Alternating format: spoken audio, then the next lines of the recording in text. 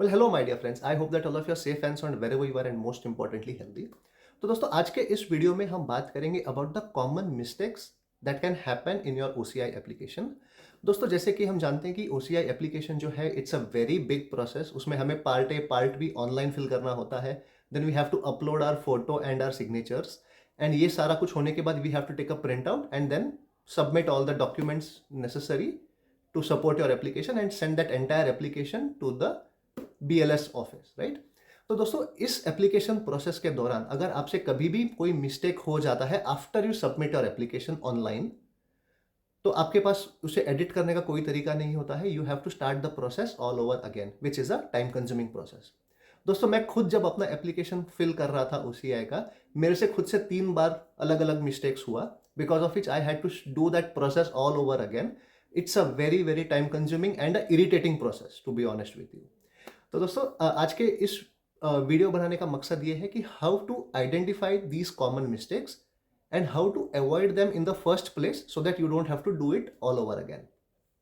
तो दोस्तों I hope you all will like the contents of this video and I request you all to please subscribe to the channel if you haven't already done so. It motivates us to make a lot of meaningful content for you guys.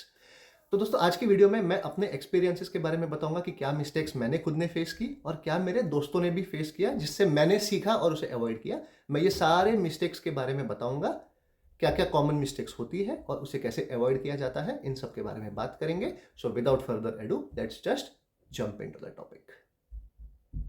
तो दोस्तों अब बात करते हैं सबसे पहले common mistake की तरफ, जो होता है part A of the OCI application process, जो हम ऑनलाइन फिल करते हैं। वहां पे क्वेश्चन पूछा जाता है कि have you ever changed your name, और उसके बाजू में एक चेक बॉक्स होगा जिसे चेक करने पे नीचे 3 टेक्स्ट बॉक्सेस खुलेंगी और यहाँ पे आप आपका ओल्ड नेम एंटर कर सकते हो। तो दोस्तों यहाँ पे मोस्ट इंपॉर्टेंट चीज जो आपको माइंड में रखनी है वो ये है कि अगर आपका Indian passport and Canadian passport दोनों में नाम सेम है तो आपको यहाँ पे नो चूज करना है, आपको चेकबॉक्स चेक नहीं करना है। सो जितने भी हमारी मैरिड लेडीज है, अगर आपका इंडियन पासपोर्ट में नाम अगर पोस्ट मेडन नेम है और वही नाम आपने अगर कैनेडियन पासपोर्ट में यूज किया है तो आपको यहाँ पे चेकबॉक्स चेक नहीं करना है। हाँ, लेकिन अगर कोई ऐसे एप्लीकेंट्स हैं जिनका इंडियन पासपोर्ट में नाम कुछ और था और कैनेडियन पासपोर्ट में नाम कुछ और है, then in that case you have to choose yes and you have to provide the change of name details. तो आपको यहाँ पे वो डॉक्यूमेंट्स देने पड़ेंगे जहां पे आपने अपना नाम ऑफिशियली चेंज करवाया है। तो अगर कोई ऐसे मैरिड एप्लीकेंट्स हैं जिनका इंडियन पासपोर्ट में नाम उनके मेडन नेम पे है और कैनेडियन पासपोर्ट में नाम पोस्ट मैरिज नेम पे है, then yes you have to provide all the documents, otherwise no, not required. तो दोस्तों तो सेकेंड कॉमन मिस्टेक जो होता है वो होता है आपका पासपोर्ट डिटेल्स। तो दोस्तों एट दिस स्टेज काफ़ी लोगों को कन्फ्यूजन था और मुझे भी मेरे टाइम पे ये कन्फ्यूजन था कि मैं पासपोर्ट डिटेल्स मांगा है तो मैं कौन सा पासपोर्ट डिटेल दूं, अपना इंडियन पासपोर्ट डिटेल दूं या कैनेडियन पासपोर्ट डिटेल्स दूं। तो दोस्तों यहाँ पे आंसर है you have to give your new citizenship passport. तो इन हमारे केस में ये है हमारा कैनेडियन पासपोर्ट डिटेल्स। तो दोस्तों एक बात आप यहाँ पे याद रखिए कि अगर आप OCI फिल कर रहे हो that means you have given up your Indian citizenship. तो आपका Indian passport number is no longer valid जहां पे आपका करंट पासपोर्ट के बारे में पूछा जाए। यहाँ पे वो लोगों ने एक्सप्लिसिटली मेंशन नहीं किया है कि कौन सा पासपोर्ट देना है एंड जिसके वजह से ये कंफ्यूजन होता है, but for all the cases आपका Indian passport at this stage is no longer valid and आपका अभी जो कंट्री का जो सिटीजनशिप आपने एक्वायर किया है आप उसका पासपोर्ट डिटेल्स यहाँ पे देंगे। तो हमारे केस में we have to give our Canadian passport details. तो दोस्तों नेक्स्ट जो मिस्टेक है दैट इज विजिबल मार्क। ये भी है part A of the OCI application form जो हम ऑनलाइन फिल करते हैं। तो दोस्तों यहाँ पे विजिबल मार्क जो है वो एक मैंडेटरी क्वेश्चन है, तो आपको कुछ ना कुछ वहाँ पे एंटर करना होता है। तो अगर आपके शरीर पे, आपके फेस पे अगर कोई ऐसा विजिबल मार्क है तो आप उसे मेंशन कर सकते हो।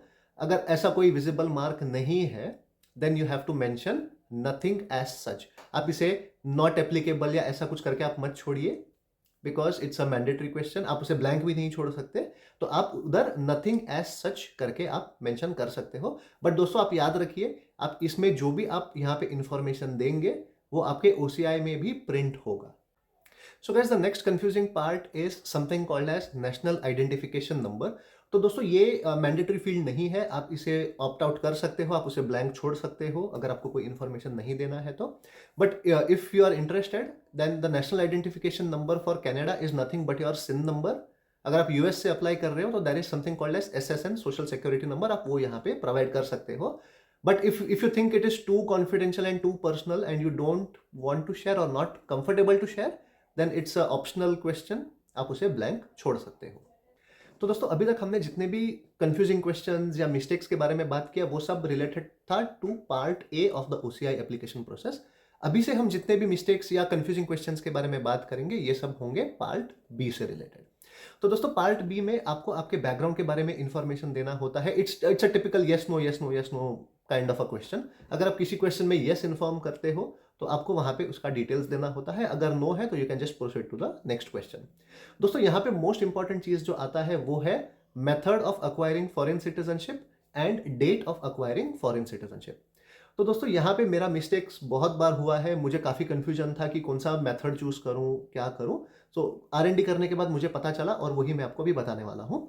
अगर मान लो आपका बर्थ अगर फॉरेन कंट्री में होता है and if you are applying for OCI then you have to choose citizenship by birth. अगर आप इंडियन नेशनल हो और आपने किसी फॉरेनर से शादी की और आपने उसके कंट्री का सिटीजनशिप एक्वायर कर लिया, मान लो आप इंडिया से हो, आपने किसी कैनेडियन से शादी कर लिया और शादी के बाद अगर आपने कनाडा का सिटीजनशिप ले लिया then you have got citizenship of Canada by registration. या अगर आपने हमारे जैसे किया, आप इंडिया से आए, आपने कनाडा में 3 साल से ज़्यादा टाइम स्पेंड किया, आपने सिटीजनशिप के लिए अप्लाई किया, सिटीजनशिप टेस्ट दिया, ओथ सेरेमनी लिया, then you are a citizen of Canada by naturalization.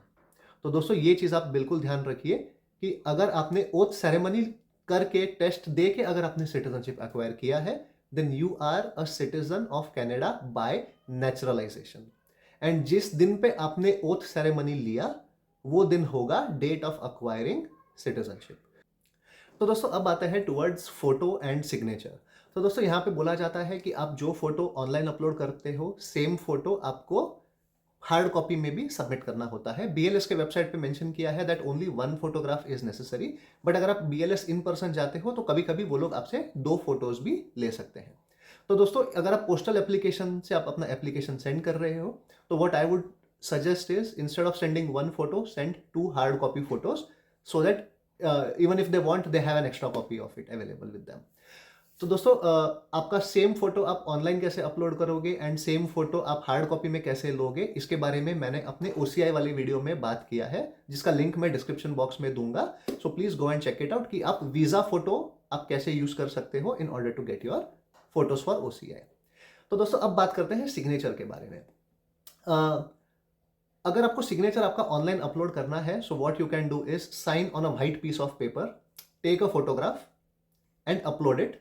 तो आपको वहां पे ट्रिमिंग के ऑप्शंस आएंगे एंड सिग्नेचर के भी कुछ साइज डायमेंशंस होते हैं। So you just have to make sure that your photo which contains your signature is following that standards and after that you will be able to upload. तो दोस्तों अब question आता है बच्चों के केस में। ठीक है, एडल्ट्स तो हम 10 बार साइन कर लेंगे, हमारा सिग्नेचर सेम रहेगा। बच्चों के केस में हम कैसे करेंगे? तो दोस्तों बच्चों के केस में हमें देना होता है थंब प्रिंट एंड हमारे पास जो स्टैम्प पैड है वो शायद रेडीली अवेलेबल ना हो। So what we can do is आप नॉन टॉक्सिक ब्लू या ब्लैक स्केच पेन लेके बच्चे के थंब पे आप लगा दो और उसे आप पेपर पे प्रिंट कर लो। फिर जहां पे आपने वो थंब प्रिंट लिया रहेगा उसका फोटो लेके आप उसी तरह अपलोड करो जिस तरह से आपने अपना सिग्नेचर अपलोड किया था। इसके बाद जब आप फॉर्म को प्रिंट करोगे वहां पे भी आप सेम चीज करना, नॉन टॉक्सिक ब्लू या ब्लैक स्केच पेन से बेबी के थंब पे प्रिंट करना एंड उसका फिर थंब प्रिंट ले लेना। तो दोस्तों इस तरह से आप कर सकते हो। यहाँ पे मोस्ट इंपॉर्टेंट चीज ध्यान देना है आपको, ये जो स्केच पेन लेना है it should be non toxic in nature because बच्चों को उंगली चूसने की आदत होती है and if it's a normal sketch pen then उनको इन्फेक्शन होने का चांस होगा। So better use a non toxic one. तो दोस्तों नेक्स्ट सेक्शन में हमें यहाँ पे देना होता है information about relatives who are staying in India. तो दोस्तों हम यहाँ पे किस रिलेटिव के बारे में इंफॉर्मेशन दे, अगर आपका फैमिली बहुत बड़ा है बैक इन इंडिया देन किस रिलेटिव का इंफॉर्मेशन दे, this becomes a question, right. So दोस्तों आप अपने सिर्फ नजदीकी रिलेटिव्स का रिलेशनशिप यहाँ पे मेंशन कर सकते हो जो होते हैं आपके पेरेंट्स ग्रैंड पेरेंट्स या सगे भाई बहन, चाचा ताऊ फुआ नॉट रिक्वायर्ड, इतना डिटेल में जाने की जरूरत नहीं है, only parents and grandparents. So मेरे केस में मैंने मेरे पेरेंट्स का डिटेल्स दिया था, सिम ने अपने पेरेंट का डिटेल्स दिया था, और अरमान के केस में हमने मैटरनल एंड पैटर्नल दोनों ग्रैंड पेरेंट्स का इंफॉर्मेशन यहाँ पे मेंशन किया था। तो यहाँ पे आपको उनका एड्रेस, उनका प्रोफेशन और उनका अप्रोक्सीमेट एज एंड आपके साथ क्या रिलेशनशिप है आपको वो मेंशन करना होता है। So guys make sure that the information is accurate, even though it is just for reference purposes, but it's a good idea to give accurate information so that you don't fall in trouble in future. तो दोस्तों अब बात करते हैं document upload के बारे में। तो आपने part A part B fill कर दिया है, आपने सिग्नेचर्स और फोटोज भी अपलोड कर दिए हैं, अब हम करेंगे डॉक्यूमेंट्स अपलोड। तो दोस्तों एक बात यहाँ पे नोट करने लायक ये है कि आप डॉक्यूमेंट कभी भी अपलोड कर सकते हो, ओके। इवन दो आप अपना एप्लीकेशन एडिट नहीं कर सकते, आप डॉक्यूमेंट्स अपलोड कर सकते हो even after you have submitted your application to BLS, okay. So keep that in mind. तो हमने हमारे टाइम पे सिर्फ 2 डॉक्यूमेंट्स अपलोड करे थे। One is the current passport, यहाँ पे हमारा current passport would be Canadian passport, and second would be the Indian origin proof, जो होगा हमारा सरेंडर्ड इंडियन पासपोर्ट। तो दोस्तों यहाँ पे याद रखना, आपका इंडियन पासपोर्ट, सिर्फ इंडियन पासपोर्ट नहीं चलेगा, आपका surrendered Indian passport is what you have to upload. तो दोस्तों इसके अलावा यहाँ पे काफी सारे और आप डॉक्यूमेंट्स अपलोड कर सकते हो, बट अगर आप मान लो अगर आपने डॉक्यूमेंट अपलोड नहीं करा तो भी आप फ्यूचर में इसे अपलोड कर सकते हो, या आपने अगर फ्यूचर में भी अपलोड नहीं किया तो भी आप अपने एप्लीकेशन के साथ आप मल्टीपल जो डॉक्यूमेंट्स दोगे दैट ऑल्सो वुड सफाइस। तो दोस्तों अब आपका पार्ट ए और पार्ट बी दोनों कंप्लीट हो चुका है, अब आप लेते हो इस पूरे एप्लीकेशन का प्रिंट आउट। सो दोस्तों in case of adult application there are 7 pages, जिसमें से फर्स्ट 4 पेज एप्लीकेशन के होंगे और लास्ट 3 पेज इंस्ट्रक्शंस होंगे। इन केस ऑफ माइनर किड आपका एप्लीकेशन होगा 6 पेज का, जिसमें से स्टार्टिंग के 3 पेज होंगे एक्चुअल एप्लीकेशन जो आपको भेजना है, और लास्ट के 3 पेज होंगे इंस्ट्रक्शंस। तो एडल्ट के केस में 4 pages you have to send and kids के केस में 3 pages you have to send. तो दोस्तों यहाँ पे एक सेक्शन होता है जिसे बोलते हैं डिक्लेरेशन। एडल्ट एप्लीकेशन में वो होता है पेज 4 पे, और किड्स एप्लीकेशन में वो होता है पेज 3 पे। तो दोस्तों जो डिक्लेरेशन सेक्शन है वो कभी भी ब्लैंक नहीं होना चाहिए। जो भी एप्लीकेंट है उसका साइन होना चाहिए अगर वो एडल्ट है, और अगर वो किड है तो उसका थंब प्रिंट होना चाहिए, जैसे मैंने बताया था। तो दोस्तों ये थंब प्रिंट लेने के इंस्ट्रक्शंस मैंने ऑलरेडी बता दिए हैं, किस तरह से लेना है, किस तरह से अपलोड करना है, उसी तरह से आपको यहाँ पे थंब प्रिंट पेस्ट करना है। दोस्तों डिक्लेरेशन सेक्शन के जस्ट नीचे एक और एक सेक्शन होता है जो होता है application for minor child. In case of adult application this section has to be blank, but in case of minor kid this application has to be filled. तो दोस्तों यहां पे आपको करना ये है कि आपको एज अ पेरेंट आपका नाम देना है बच्चे के एप्लीकेशन में, that you have no objection for bla bla bla whatever is mentioned, and नीचे आपको डेट डाल के both the parents have to sign. तो दोस्तों यहां पे मेंशन नहीं किया है कि कौन से पेरेंट को साइन करना है, बट जो मेरे फ्रेंड्स BLS गए थे वहां पे हस्बैंड एंड वाइफ और other mother and father both had to sign on their kids application. तो अगर आप पोस्टल एप्लीकेशन भेज रहे हो तो father and mother both have to sign on that application for kids, but in case of adults it has to be blank. तो दोस्तों इसके बाद एक और एक कॉमन मिस्टेक जो बहुत लोग करते हैं, वो कंफ्यूज इसलिए होते हैं कि जो आपने अभी साइन किया application for minor child and जो नो ऑब्जेक्शन लेटर है, वो दोनों लोगों को सेम लगता है, इसीलिए वो लोग भेजते नहीं है। बट दोस्तों ये आपने जो एप्लीकेशन पे साइन किया है that is not a no objection letter. So in case of minor kid you have to give a no objection letter which is available separately, तो वो आपको डाउनलोड करना पड़ता है, एंड यहाँ पे मदर एंड फादर दोनों के ही आपको डिटेल्स सबमिट करने पड़ते हैं, और मदर एंड फादर दोनों का ही फोटोग्राफ आपको यहाँ पे पेस्ट करना पड़ता है नो ऑब्जेक्शन फॉर्म पे। इस फोटोग्राफ के कोई स्पेसिफिकेशंस नहीं है, it can be a colourful photo also, it can be any size, doesn't matter, both the photos have to be there of mother as well as of father.